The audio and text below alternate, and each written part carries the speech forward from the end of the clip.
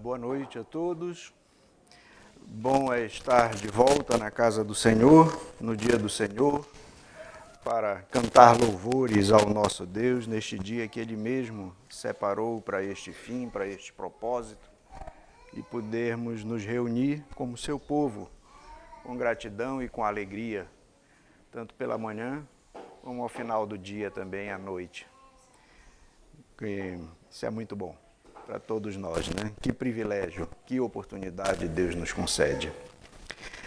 Eu quero continuar o assunto, né, entre aspas, que eu comecei hoje pela manhã falando sobre Deuteronômio, e agora à noite eu pretendo falar o que está contido entre o verso 6 e o verso 8, mas eu vou ler toda essa porção, capítulo 1, do verso 1 até o verso 8.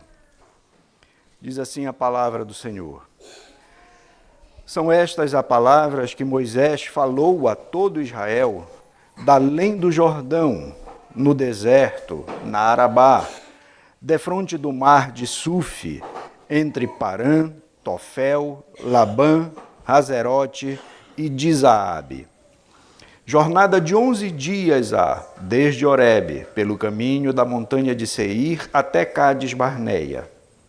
Sucedeu que no ano 40º, no primeiro dia do 11º mês, falou Moisés aos filhos de Israel, segundo tudo que o Senhor lhe mandara a respeito deles.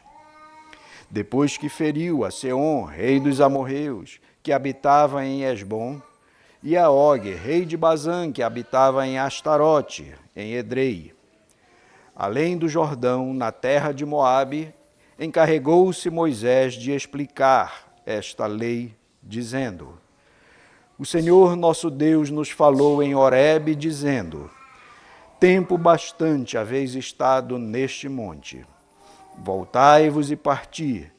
Ide à região montanhosa dos amorreus e a todos os seus vizinhos da Arabá, e à região montanhosa, e à baixada, e ao Neguebe, e à costa marítima, terra dos cananeus, e ao Líbano, até ao grande rio Eufrates. Eis aqui a terra que eu pus diante de vós. Entrai e possuí a terra que o Senhor, com juramento, deu a vossos pais, Abraão, Isaque e Jacó, a eles e a sua descendência depois deles. Vamos orar. Louvamos o teu nome, Senhor, porque tu preservastes, tu registrastes e nos concedestes a tua palavra. E a temos agora diante de nós, ó Deus. E assim suplicamos a ti, ó Deus, que tu sejas gracioso conosco nesta noite e nos ensine um pouco mais a respeito das tuas verdades, a respeito daquilo que tu mesmo tens proposto para a tua igreja de todos os tempos e de todas as épocas. O teu povo escolhido desde a antiga dispensação, através de Abraão, até hoje, ó Deus, os nossos dias e até o dia final, quando Cristo Jesus há de retornar e assim arrebanhar todos aqueles que são teus para viver eternamente juntos, debaixo da graça, da soberania, do reinado perfeito e pleno de Cristo Jesus, nosso Senhor, em nome de quem oramos nesta noite. Amém, Senhor. Às vezes, olhar para trás é bom, faz bem. Às vezes, existe um olhar para trás, principalmente se nós estamos dirigindo, né? Isso é sempre muito importante, olhar no retrovisor para saber o que vem de trás, o que está acontecendo. Mas também na história, olhando e vendo aquilo que já aconteceu e aprender com a história, aprender com aquilo que nas nossas vidas ou na vida dos nossos antepassados, Deus fez, Deus operou, Deus trabalhou. Não deve ser apropriado aquele olhar simplesmente saudoso, vendo os dias passados como melhores do que o presente, como também não é bom olhar para trás, tendo aquele olhar de quem diz assim, não, Deus me abençoou, porque um dia eu ouvi uma pregação, eu ouvi alguém falando e de fato Deus mudou meu coração. E dali para frente, nada de novo. Você teve um momento, aconteceu uma situação na sua vida, mas aquilo não é perene, aquilo não permanece, não dura. Então, isso daí não é um olhar adequado, não é um olhar apropriado, olhar para trás nestes termos. Portanto, não é para viver do passado, de uma experiência passada em si. Essa experiência passada ela é importante para nós mesmos, especialmente se ela for uma experiência pessoal. Ela é importante para nós. Ela nos ajuda a olhar e perceber o quanto Deus tem cuidado, o quanto Deus tem se manifestado, o quanto Deus tem de fato guardado e atuado nas nossas vidas. Então é bom nós olharmos para trás e vermos isso, mas não para viver daquilo. Espero que os irmãos tenham entendido o que eu quero dizer. Esse aspecto de olhar e servir como uma experiência válida que se renova, em vez de olhar simplesmente porque aconteceu um dia alguma coisa e aquilo dali só aconteceu ali. Não é um relacionamento presencial, diário e frequente com o Senhor. Olhar e lembrar do cuidado providente de Deus é importante. Olhar para trás e vermos o quanto Deus já fez conosco, como Ele já nos libertou, como Ele demonstra sua força, sua glória, sua graça e seu poder na nossa vida desde um dia específico. Isso é importante. Olhar para trás e perceber o seu amor paternal, providencial, cuidando das nossas vidas, desde sempre, até o dia de hoje. Isso é importante. E também olhar para trás para servir como uma catapulta, como uma baladeira, como um estilingue que nos projeta para frente com ânimo, com coragem, com disposição. Sabendo o que Deus fez no passado e o que Ele tem feito hoje na minha vida, eu posso olhar então para frente e ser encorajado a permanecer, a prosseguir, a caminhar, porque eu sei em quem eu tenho crido e eu sei que Ele há de guardar o meu bom depósito até aquele dia. Esse olhar é apropriado. É isto que Moisés está fazendo aqui com este povo, que está chegando, eles estão à porta da terra prometida, porém é uma geração seguinte. Não foi a mesma geração que saiu do Egito, é a geração seguinte. E essa geração seguinte, apesar de ser narrado, ser contado, porque era essa orientação de Deus para que o seu povo sempre relembrasse os seus feitos, daí vem todas aquelas cerimônias que nós encontramos no Pentateuco de uma maneira geral, desde a circuncisão, desde a Páscoa, em cada uma daquelas festas que Deus prescreveu e que Deus determinou, em cada um daqueles eventos, em cada um daqueles momentos, eles estavam sendo relembrados e era para que a sua história, a história do seu povo, fosse contado para os seus filhos, para a geração seguinte. Então, este olhar para trás, Moisés está fazendo aqui.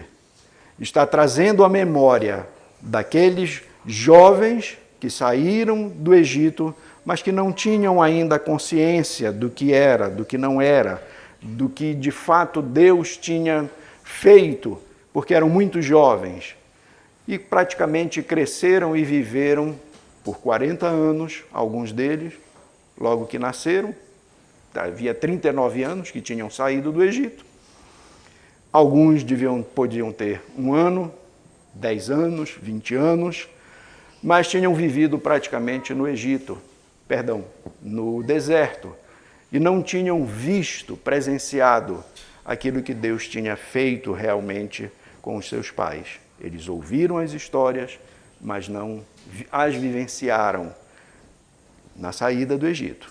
Eles vivenciaram a jornada no deserto, mas não no Egito. Então Moisés aqui inicia o capítulo 1 de Deuteronômio exatamente falando sobre isso, de como foi que aconteceu. E no verso 1, ele diz: são estas as palavras que Moisés falou a todo Israel da além do Jordão no deserto. Aqui ele está se referindo ao momento presente em que ele está falando e registrando o livro de Deuteronômio.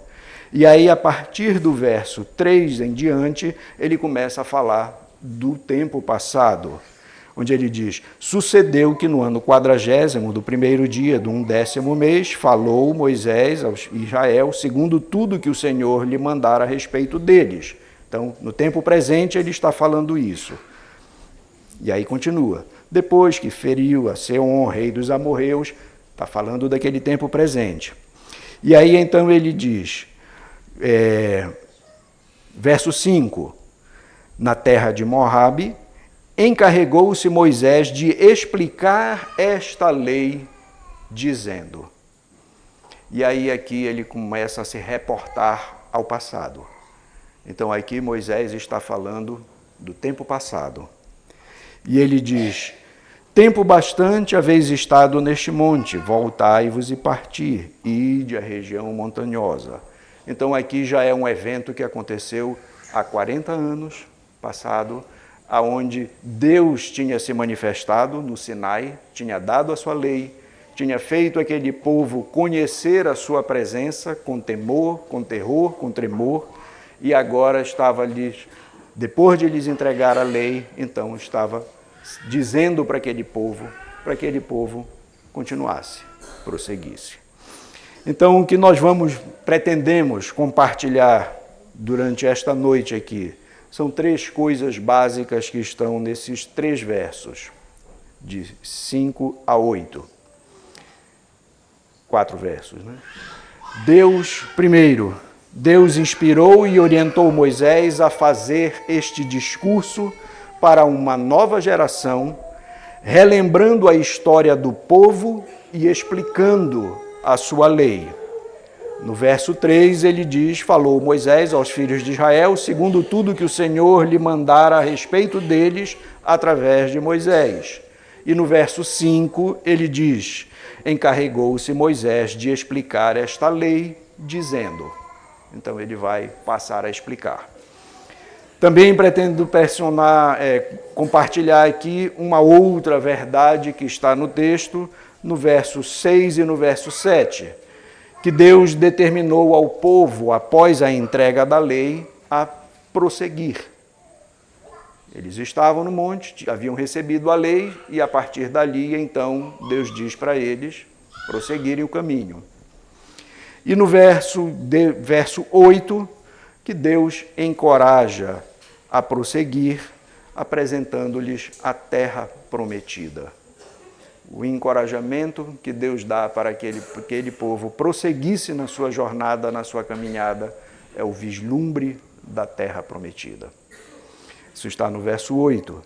Eis aqui a terra que eu pus diante de vós, entrai e possuí a terra que o Senhor com juramento deu a vossos pais, Abraão, Isaque e Jacó, a eles e a sua descendência depois deles. De uma maneira geral, hoje de manhã nós vimos sobre sobre o Pentateuco inteiro, fazendo uma passagem rápida, um passeio, trazendo às nossas mentes algumas realidades a respeito da graça soberana de Deus, de como Deus atuou desde o início e o quanto essas antigas doutrinas da graça estão presentes desde o Pentateuco, desde Gênesis, e percorre toda a Escritura. E aqui, então, nós encontramos Moisés finalizando o livro do Pentateuco, por assim dizer, com o livro de Deuteronômio. Então ele encerra todo o seu registro, né, inspirado da parte de Deus, o registro que Deus mesmo lhe determinou, lhe inspirou e orientou que fizesse, fazendo esses discursos finais que estão registrados em Deuteronômio. Da última vez que eu falei, eu fiz referência a isso, dizendo que isso daqui se trata de um discurso de alguém que está sabendo que dali a 3 semanas, no máximo, ele já não tinha mais o que dizer para aquele povo, porque aquele povo iria seguir em diante e ele não entraria na terra prometida, mas ele iria ali mesmo perecer, ali ele seria levado para o Senhor. Então é um discurso neste contexto de últimas palavras, como um testamento, como um testemunho, como um encorajamento de alguém que já velho, que conduziu este povo durante 40 anos, agora ele tem para poder dizer de maneira a mais profunda que ele consegue, sob a inspiração divina, de sacudir esse povo e dizer para eles, olha, vocês precisam perseverar no caminho do Senhor. Vocês precisam ser o povo do Senhor, porque daqui para frente eu já não estarei mais com vocês. Daqui para frente eu já não poderei mais fazer esse papel de intercessor e esse papel de quem estimula, de quem conduz também esse povo e quem dá essas palavras e orientações. Ele ali vai passar, no final dos capítulos de Deuteronômio, ele entrega o bastão, né, para que Josué dê prosseguimento e conduza o povo. Então é um apelo até certo ponto carregado de emoção que Moisés está fazendo para que aquele povo atentasse para aquelas suas palavras, para que eles tivessem bem guardados, bem presente na sua mente tudo o que ele tinha para dizer, porque eles necessitavam disso.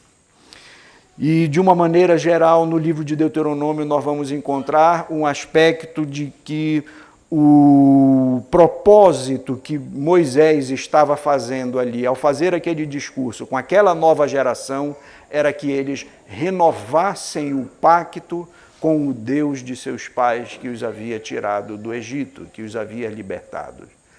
Então vocês agora foram conduzidos pelo deserto e estão aqui à porta da terra prometida. Vocês precisam renovar o pacto com o Senhor. Vocês precisam entender que Deus é o Senhor do pacto. Ele tem feito este pacto com Abraão e ele há de cumprir, e vocês têm que ser o povo do Senhor. E vocês precisam renovar essa aliança com o Senhor. Mas Moisés também, de uma certa forma, em Deuteronômio, tem a percepção clara, o entendimento claro de que talvez o maior pecado que poderia acometer aquele povo e que ele fala até profeticamente revelado por Deus, seria o pecado da idolatria. Esse seria o maior pecado. Os deuses daqueles povos que viriam e fariam com que eles se desviassem dos caminhos do Senhor. Então Moisés está muito preocupado com isso, e nós encontramos isso em Deuteronômio 4, versos 25 a 31. Moisés, de certa forma, diz o seguinte, Deuteronômio 4, de 25 a 31.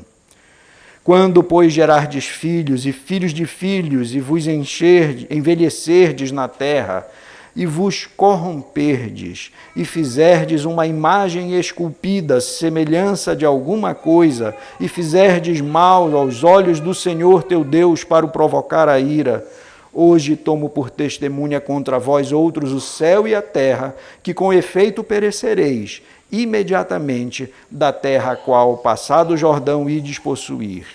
Não prolongareis os vossos dias nela, antes sereis de todo destruído. O Senhor vos espalhará entre os povos, e restareis poucos em números entre as gentes aonde o Senhor vos conduzirá. Moisés está alertando o povo profeticamente, de forma antecedente. Cuidado com a idolatria, porque isso há de acontecer. E vocês precisam tomar cuidado, vocês precisam ter muita atenção para não cair na idolatria. Também no capítulo 10, verso 12 a 13, Deuteronômio 10, verso 12 e 13, diz assim: Agora, pois, ó Israel, o que é que o Senhor requer de ti? Não é que temas o Senhor teu Deus e andes em todos os seus caminhos e ames e os sirvas ao Senhor teu Deus de todo o teu coração e de toda a tua alma, para guardares os mandamentos do Senhor e os seus estatutos que hoje te ordeno para o teu bem? Eis que os céus e os céus dos céus são do Senhor teu Deus, a terra e tudo que nela há. Outros descendentes deles escolheu a vós outros, descendentes deles, escolheu de todos os povos, como hoje se vê. Circuncidai o vosso coração. Então, são palavras que Moisés está tentando incutir previamente na mente daquele povo, para que eles atentassem, para que eles cuidassem, para que eles fossem zelosos em não serem arrebanhados, resgatados pela idolatria dos povos daquela terra. E somente isso é que poderia garantir e segurar de uma maneira da responsabilidade humana que aquilo não acontecesse com aqueles homens. Somente se eles tivessem esse cuidado, somente se eles de fato atentassem para isso. E Deuteronômio então acrescenta, no capítulo 31, versos 24 a 29, diz assim: Tendo Moisés acabado de escrever integralmente as palavras desta lei num livro, deu ordem aos levitas que levavam a arca da aliança do Senhor, dizendo: Tomai este livro da lei e ponde-o ao lado da arca da aliança do Senhor, vosso Deus, para que ali esteja por testemunha contra ti. Porque conheço a tua rebeldia e a tua dura cerviz. Pois se vivendo eu ainda hoje convosco sois rebeldes contra o Senhor, quanto mais depois da minha morte. Ajuntai perante mim todos os anciãos das vossas tribos e os vossos oficiais, para que eu fale aos seus ouvidos estas palavras, e contra eles, por testemunhas, tomarei os céus e a terra. Porque sei que depois da minha morte, por certo, procedereis corruptamente, e vos desviareis do caminho que vos tenho ordenado. Então este mal vos alcançará nos últimos dias, porque fareis mal perante o Senhor, provocando-o a ira com as obras das vossas mãos. Então Moisés diz para esse povo: olha, eu sei, como eu disse hoje pela manhã, que vocês vão falhar. Isto é certo, porque vocês vão sucumbir, vocês vão cair em idolatria. Mas nem por isso ele deixa de alertar, de advertir, como um pai adverte ao filho que está fazendo ou está andando num caminho errado, num caminho torto, e o pai diz: não vá por aí, porque isso vai dar em queda, isso vai dar num precipício. Você sabe que vai dar. O filho permanece caminhando naquele caminho de uma maneira teimosa, né? Será fatal. E Moisés sabe disso, mas ele adverte e faz questão de testemunhar isso e registrar isso no livro de Deuteronômio, as suas últimas palavras para aquele povo que ele havia conduzido por 40 anos pelo deserto. Então ele sabe que Deus, em sua graça e misericórdia também, permitirá que mais adiante eles retornem, quando lá no cativeiro eles clamarem ao Senhor, e o Senhor os trará de volta. Isso está registrado também, e Moisés sabe disso, capítulo 30, verso de 1 a 10. Deuteronômio 30, versos de 1 a 10. Quando, pois, todas estas coisas vierem sobre ti, a bênção e a maldição que pus diante de ti, se te recordares dela entre todas as nações para onde te lançar o Senhor teu Deus, e tornares ao Senhor teu Deus, tu e teus filhos, de todo o teu coração e de toda a tua alma, e deres ouvido à sua voz, segundo tudo que hoje te ordeno, então o Senhor teu Deus mudará a tua sorte e se compadecerá de ti, e te ajuntará de novo de todos os povos entre os quais havia espalhado o Senhor teu Deus. E prossegue o texto. Mas eu vou interromper aqui nesse versículo. Então Moisés tem essa revelação profética da parte de Deus.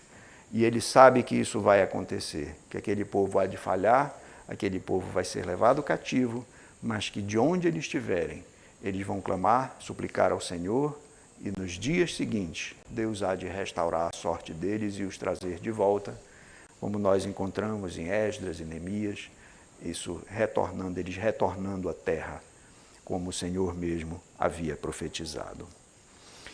Então, como também disse hoje pela manhã, nós vimos que através da história e do enredo registrado por Moisés em Deuteronômio, nós vemos Deus sendo apresentado. O Deus que é santo, que é justo, que é puro, que tem um pacto com seu povo, que está disposto a abençoar o seu povo, diz que vai abençoar este povo e sabe que também este povo há de falhar. E também junto com isso, nós vemos sendo revelado em Deuteronômio o coração do povo, como esse povo era infiel, como esse povo era pecador, inconstante e indigno. Somente a graça de Deus, para poder, mesmo em meio a tudo isso, que já era do conhecimento, já era profetizado, e Deus continuar olhando para aquele povo, zelando por aquele povo e dando todas essas advertências e todas essas mensagens para aquele povo. Deus está fazendo isso como um pai. Então, dito essas palavras iniciais, vamos para aquilo que eu mencionei, que eu gostaria de observar agora pela noite. Primeiro, Deus inspirou e orientou Moisés a fazer este discurso para uma nova geração, relembrando a história passada de seus pais e explicando sua lei. Nestes versos que nós lemos agora, aqui no início logo, do verso 1 ao verso 8, mais especificamente no verso 3 e no verso 5, nós estamos vendo a história sendo narrada, Deus está falando através de Moisés e dizendo a história dos pais daqueles que estavam ali presentes, que como eles viveram e o que aconteceu com eles, o que está registrado no Pentateuco, naquilo que nós já lemos. Como vimos pela manhã, Deus está falando para essa nova geração a respeito da geração passada. Está explicando também a eles e aplicando a eles a sua lei.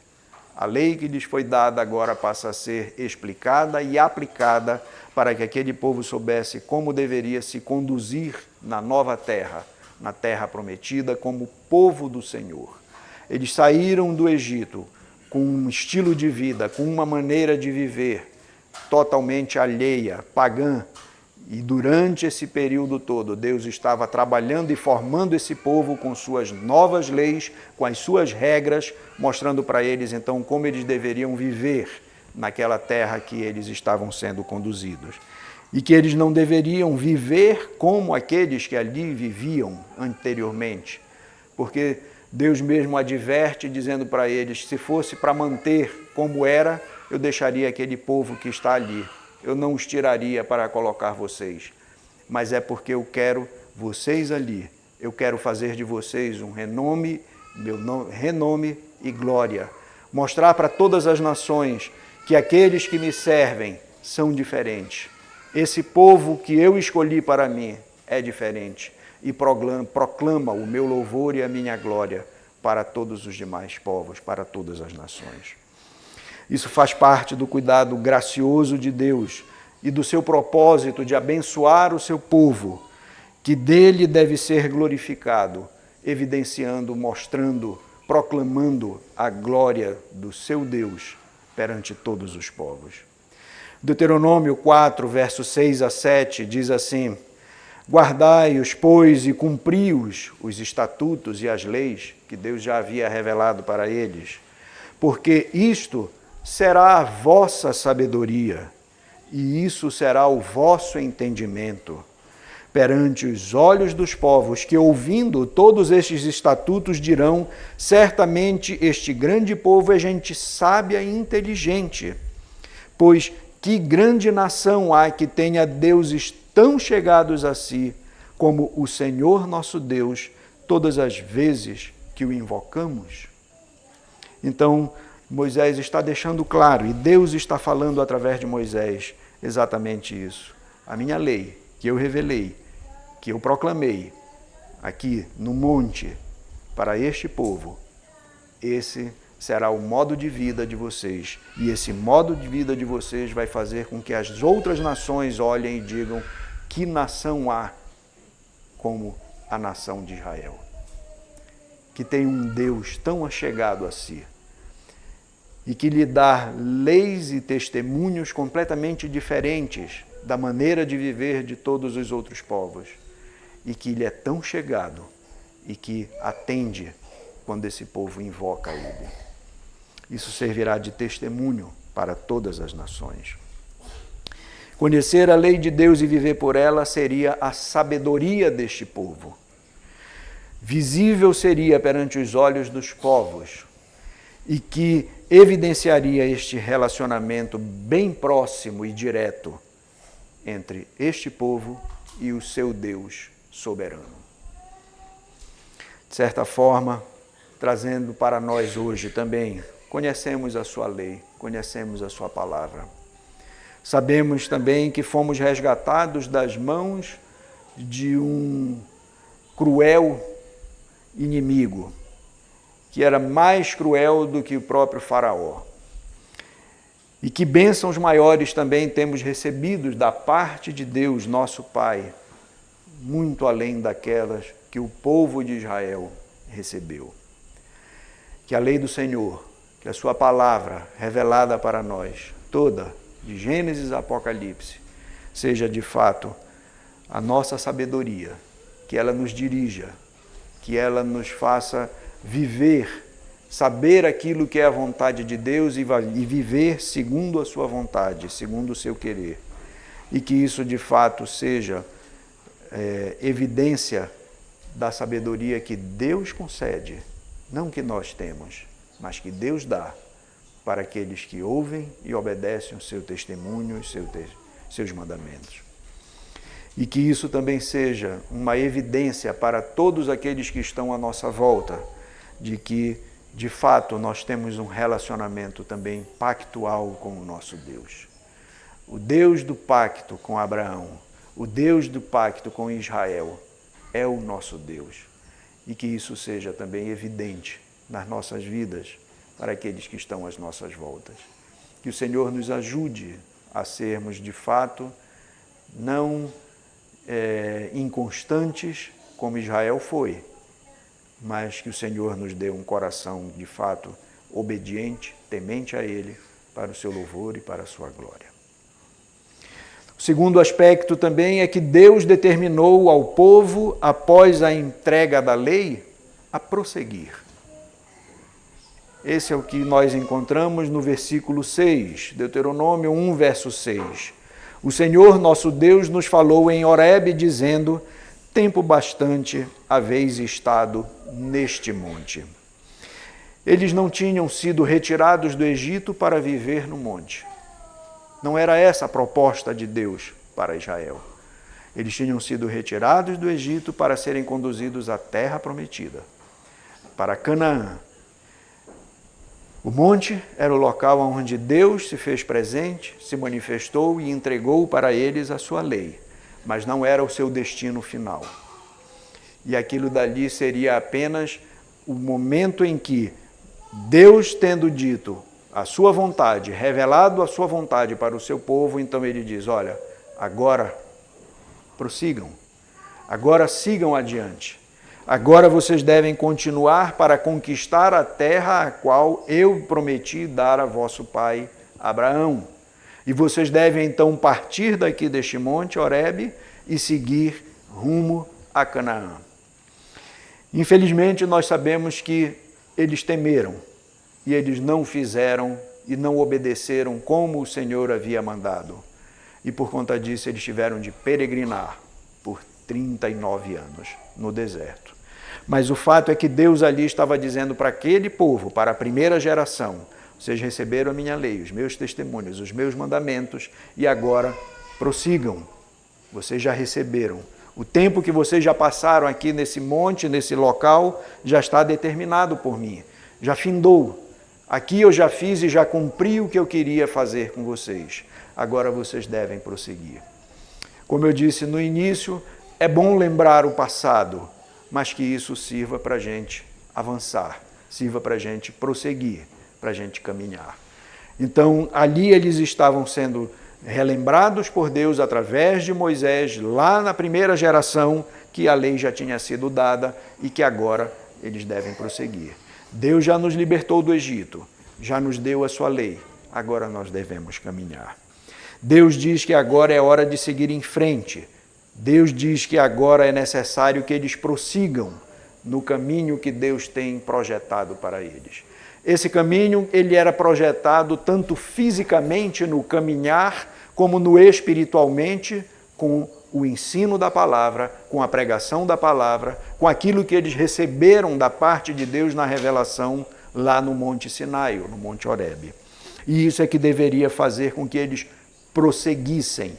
O prosseguir, o caminhar físico, deveria ser uma tipificação do prosseguir e do caminhar espiritual daquele povo que teria então estaria sendo transformado passo a passo pela palavra do Senhor, pela revelação de Deus para a vida deles. E esse deveria ser então um tipo, o caminhar físico deveria representar também o caminhar espiritual. Vocês já têm a minha palavra, agora prossigam, agora vivam segundo essa palavra. E prossigam caminhando para o alvo, para onde eu tenho prometido para vocês, a terra prometida. Sem dúvida nenhuma também, aplicando para nós hoje, diretamente essa situação, nós também temos recebido da parte do Senhor a sua palavra, temos aprendido da parte do Senhor, temos conhecido a sua palavra, e o Senhor também nos diz: prossigamos. Diz para cada um de nós: sigam adiante. Não é hora de parar, não é hora de ficar. Aqui, um tempo passado já existiu. Deus já determinou, num determinado momento, alcançar a sua vida e o seu coração. Mas agora é momento de prosseguir, é momento de caminhar. Nós não vamos viver do passado, das experiências do passado, mas vamos viver de novas experiências desse relacionamento pactual com o nosso Deus, dia a dia, a cada instante. E Deus está dizendo também para nós, através deste exemplo que Ele nos dá aqui de Deuteronômio, dizendo para nós assim, da mesma maneira, não é momento de ficar parado, ficar estagnado na fé cristã, na jornada cristã. É momento de prosseguir, é momento de avançar. Vocês já foram libertados do deserto, do pecado, da mão do inimigo, vocês já receberam a minha lei, a minha palavra, vocês já conhecem a minha vontade, agora é momento de prosseguir, agora é momento de continuar amadurecendo na fé, continuar nessa caminhada, nessa jornada cristã, para que possamos alcançar aquilo para o que fomos conquistados, né? Seguindo o Senhor, caminhando com o Senhor, amadurecendo com o Senhor, vivendo este relacionamento pactual, vivendo este relacionamento vivo, diário com o Senhor, através da sua palavra, através dos meios de graça que Ele nos concede, a palavra, a oração, a pregação, o culto, cada um desses elementos, cada uma dessas formas que Deus tem e que Ele determinou que são adequadas e apropriadas para nos abençoar. É momento de prosseguir, não é momento de ficar parado, estagnado. Não é momento de viver satisfeitos e felizes com aquilo que Deus já nos deu, espiritualmente, até aqui. Não estou falando do triunfalismo tolo, né, que a gente ouve por aí, mas é o momento da gente poder receber da palavra, perceber na palavra do Senhor que Ele está dizendo para nós: prossigamos, conhecendo o Senhor, prossigamos no caminho do Senhor, avancemos, sejamos cada vez mais dirigidos pelo Senhor, passo a passo, dia a dia, rumo aquilo que o Senhor tem proposto para nós. Muitas vezes nós podemos passar por tempos difíceis também. E aqui não quero ser triunfalista, mas quero dizer também que Deus pode estar dizendo hoje para você, quem sabe na sua vida, que hoje é o tempo de mudar. Deus pode estar dizendo hoje, olha, acabou. Os tempos difíceis, os tempos distantes do Senhor, ou os tempos de dores que você tem passado, pode ser. Não devemos nos apropriar desse ensino, como nesse triunfalismo, dizendo, não, a partir de hoje, né, nada mais vai me acometer, nada vai acontecer comigo, não. Mas pode ser que Deus esteja dizendo para você que hoje, de fato, Ele está dizendo, acabou esse tempo de dor, acabou esse tempo de luta, acabou esse tempo de tristeza. E com isso daí Ele está dizendo para você também, prossiga. Esse tempo foi um teste para você, normalmente. Não, muitas vezes pode ser consequência das nossas tolices, daquilo que decidimos, pensamos ou falamos indevidamente, sofremos as consequências disso. Então nós devemos retornar à palavra, ser moldados pela palavra, viver pela palavra e então passar a avançar, a amadurecer, a progredir. E Deus pode estar dizendo isso para você. Deus pode estar fazendo com que você diga, hoje, mesmo na adversidade, mesmo da luta que você está dizendo e que você clame a Ele também pedindo, Senhor, acabou, tá bom, ajuda-me, leva-me adiante, ajuda a prosseguir nessa jornada, nessa caminhada. Tem sido tão difícil, tem sido tão duro, mas queira o Senhor que hoje seja o dia dele dizer, tá bom, basta, vamos adiante agora, prossiga. Os tempos podem ser difíceis e Deus pode fazer assim. Não temos garantia, mas Deus pode fazer isso, sabemos disso. E em terceiro lugar, Deus então encoraja aquele povo que estava ali, depois de receber a lei do Senhor, para que eles prossigam, e prossigam tendo como encorajamento principal o fato de que eles estariam vendo a terra prometida, aquele destino final que Deus havia prometido a seus pais e a Abraão, desde que eles saíram. E o Senhor faz isso dizendo para eles, olha, Deus mandou seguir, Deus mandou vocês prosseguirem e está aqui uma prova daquilo que eu vou dar para vocês. Em Deuteronômio nós vamos encontrar, então, 22, capítulo 1, verso 22 a 25. Então todos vós chegastes a mim e disseste, mandemos homens adiante de nós para que nos espiem a terra e nos digam por que caminho devemos subir e a que cidades devemos ir.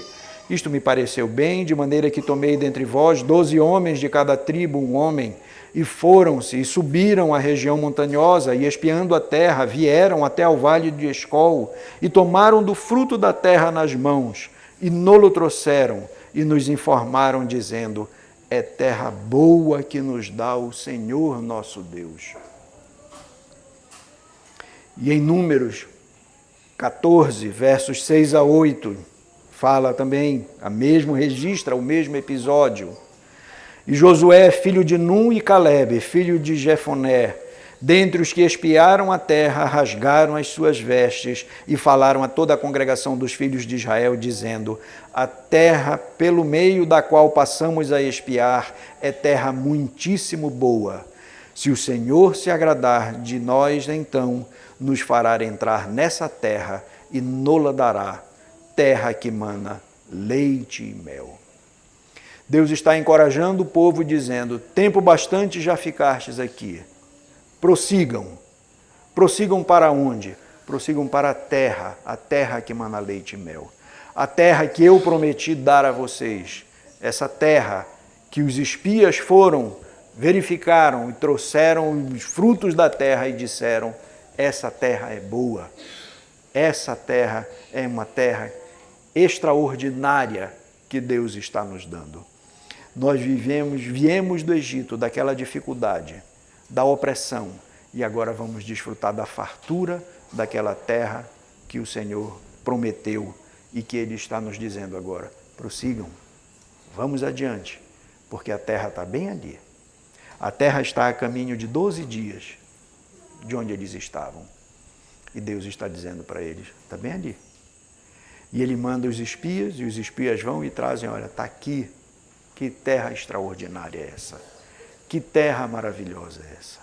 Portanto, prossigam confiando, prossigam crendo no Senhor, prossigam dependendo do Senhor, como vocês dependeram até agora, porque a terra está bem ali.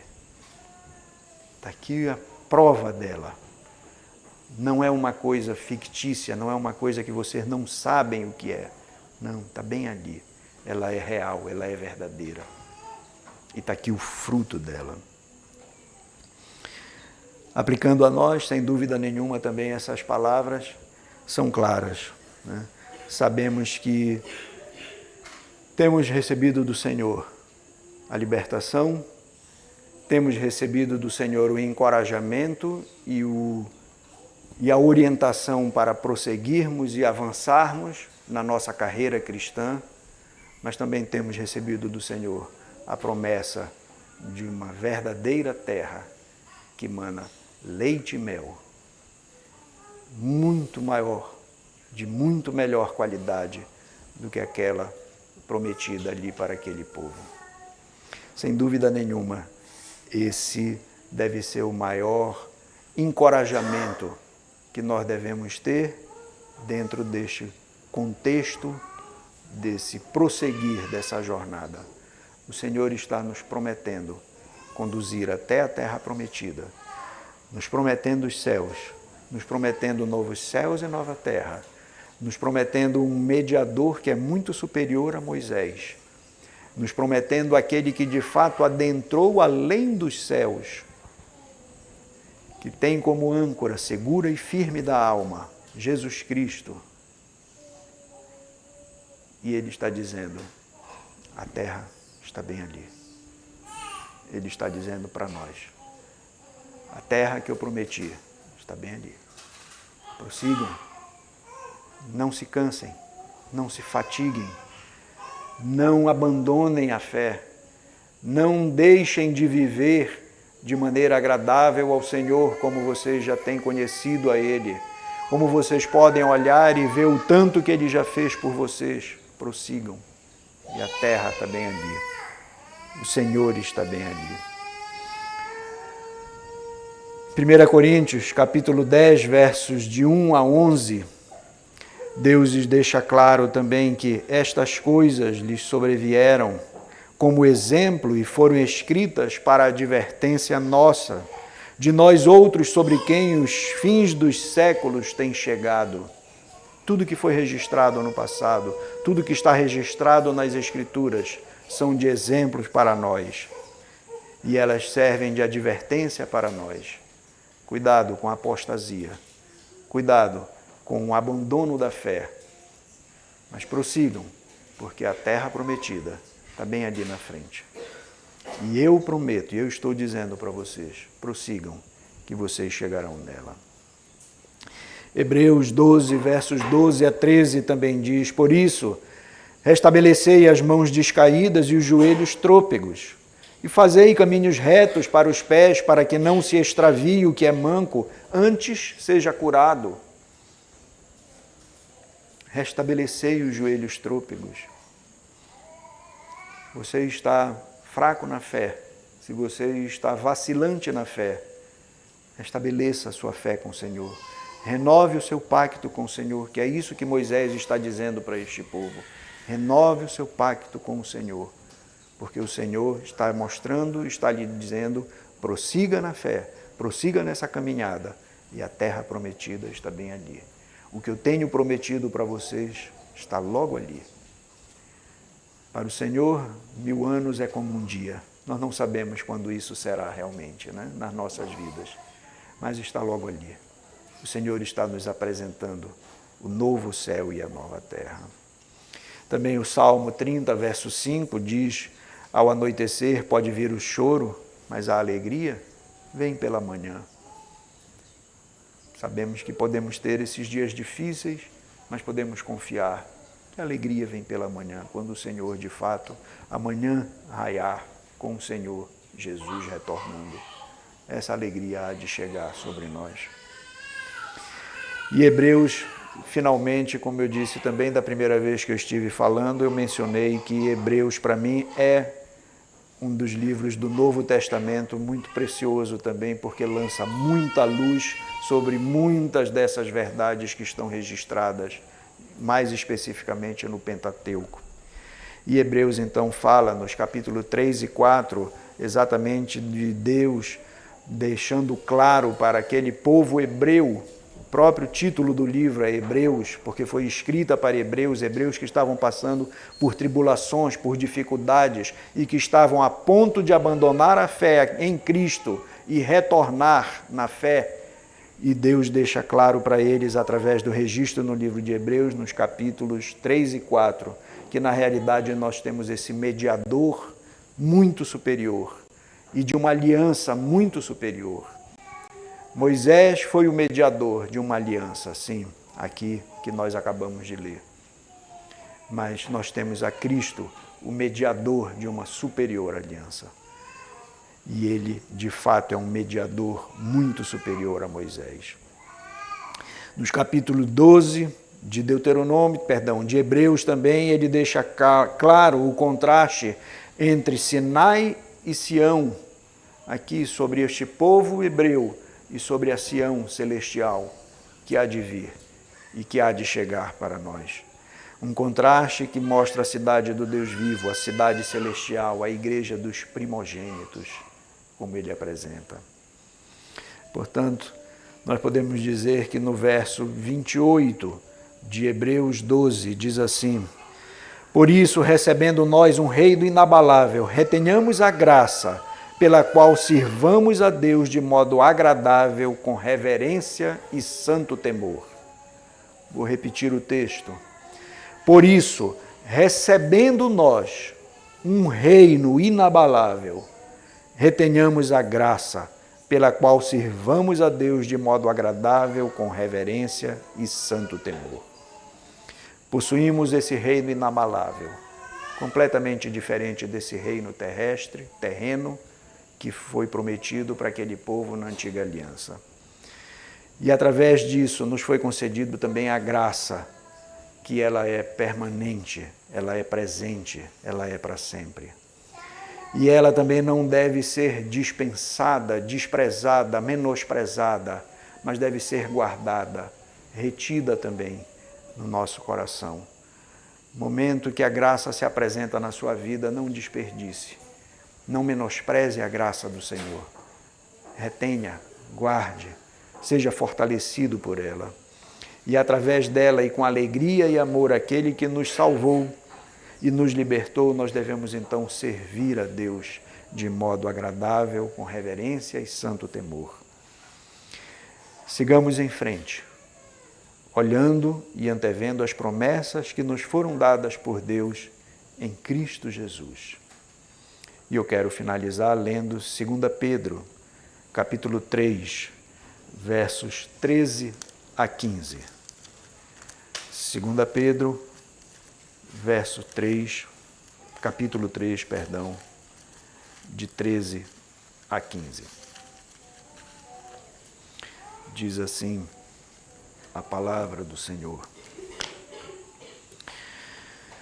Nós, porém, segundo a promessa, esperamos novos céus e nova terra, nos quais habita a justiça. Por essa razão, pois, amados, esperando estas coisas, empenhai-vos por serdes achados por ele em paz, sem mácula e irrepreensíveis, e tende por salvação a longanimidade de nosso Senhor. Amém. Vamos orar mais uma vez e logo em seguida eu passo a palavra ao presbítero Tiago. Senhor, nós louvamos o Teu nome, Pai, porque temos recebido do Senhor a direção, a instrução que vem da Tua palavra. Como também temos sido encorajados a cada dia a perseverar, a caminhar na jornada cristã, sempre, ó Deus, sendo conduzidos de fé em fé, dia a dia, num relacionamento diário com o Senhor, um relacionamento pactual, confiando nas Tuas promessas, dependendo da Tua graça e procurando, ó Deus, uma vida que seja agradável a Ti, segundo a Tua palavra.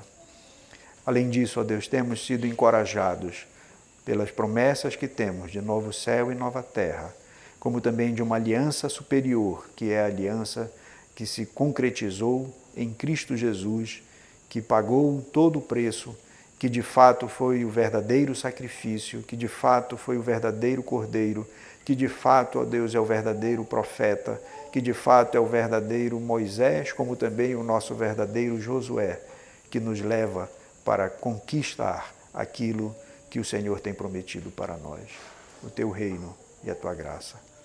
Obrigado, Senhor, porque Tu tens nos feito Teu povo. Que isso possa, ó Deus, a cada dia nos estimular e nos encorajar. E que isso possa, Senhor, também, de fato, conduzir os nossos corações a cada dia a louvar o Teu nome, a bendizer o Teu nome e a ser um testemunho vivo da graça do Senhor, de um povo que é diferente dos povos que estão sobre a terra, e assim proclamando, ó Deus, as virtudes daquele que nos salvou e que nos transportou para o reino da Sua maravilhosa graça e luz em Cristo Jesus. Obrigado, Senhor. Sê conosco. Dá-nos forças, encoraja-nos, ó Deus, que o Teu Espírito nos ajude, que Tu fortaleças, ó Deus, os joelhos que estão trôpegos, que estão vacilantes, que Tu deis a cada um de nós a confiança e o encorajamento necessário para perseverar, mesmo em meio às lutas e às dificuldades que se apresentam na nossa jornada, na nossa caminhada cristã. E que, de fato, ó Deus, também não estejamos contentes nem satisfeitos com aquilo que o Senhor já nos tem dado espiritualmente, mas que o Senhor provoque no nosso coração o anseio e desejo cada vez maior de buscar ao Senhor, de viver cada vez mais próximo do Senhor, de viver cada vez mais dependendo do Senhor e vivendo assim para o louvor, honra e glória do Teu nome, pois isso também há de ser bom para nós.